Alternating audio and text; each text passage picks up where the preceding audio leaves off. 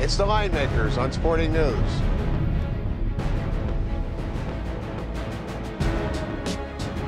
NBA playoffs game 3 from Los Angeles.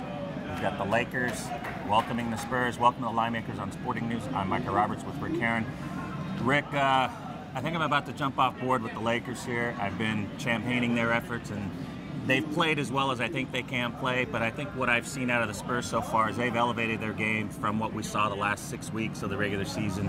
This is a improved team, especially with Tony Parker. They look like the team from the first 3-4 months of the season. Well, Parker with 28 in Game 2, and Popovich said they've turned it back up defensively after they slacked off the last month or so of the season defensively.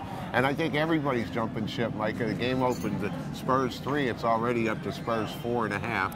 Total's down from 189.5 down to 188. I've been just like you. I've been on the Lakers, but the first 2 games and lost both of them.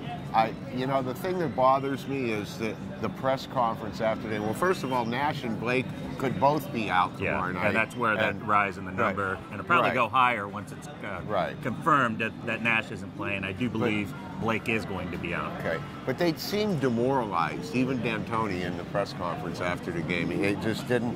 He just said, "There's nothing we can do." He said, "We're playing as well as we can play, and there's nothing we can do." That being said, if it goes higher, you're looking at 5, 5.5, 6 on their home floor, where the Lakers are 29 and 12. It's not a game I'm going to play after watching them for the first 2 games. I'm probably going to leave this one alone.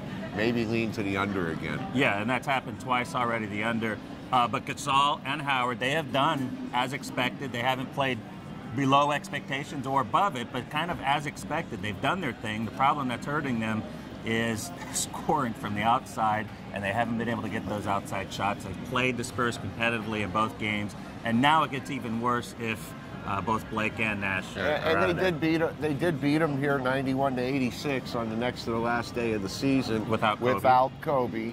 All that being said, the Spurs of all teams would love to just sweep this series, get it over with, and rest for a week. So I say I'll lean towards the under, but I'm going to leave the side alone.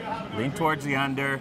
Figured not a lot of great scoring. We've got Duhon, who's the other guard from College of Charleston? Darius Morrison, and Gudalak. Yeah, not a lot of confidence with those guys. College of Charleston. If the Lakers are going to do anything, it's going to have to be Gasol and Howard down low. We like the under, low-scoring game here. Thanks for watching.